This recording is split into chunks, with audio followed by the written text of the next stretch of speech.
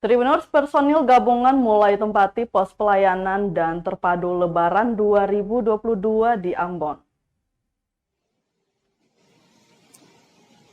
Sebanyak 3.530 personil gabungan TNI Polri dan stakeholder mulai menempati pos pengamanan pelayanan dan terpadu operasi Ketupat Salawaku Jumat 22 April 2022.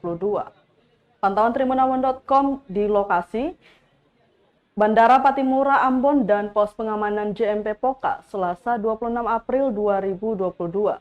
Petugas gabungan diantaranya dari Dinas Perhubungan, Basarnas Ambon, dan TNI AU sudah menempati pos tersebut. Untuk pos terpadu di Bandara Patimura terdapat 10 hingga 15 personil yang ditempatkan. Sedangkan untuk pos pengamanan di JMP Poka terpantau masih belum ada personil yang ditempatkan.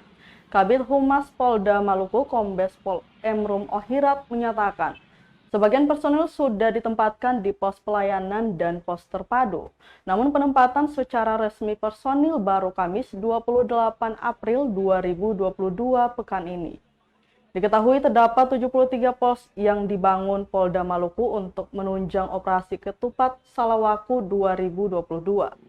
Dengan rincian pos pengamanan sebanyak 42 unit, pos pelayanan 27 unit, dan pos terpadu 4 unit.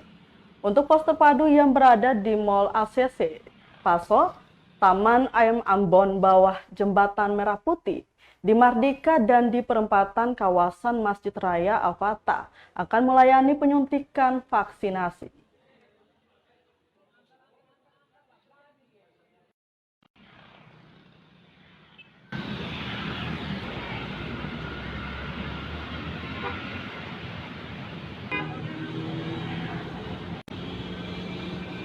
Polri setelah gelar pasukan kita sudah melakukan kegiatan-kegiatan di lapangan.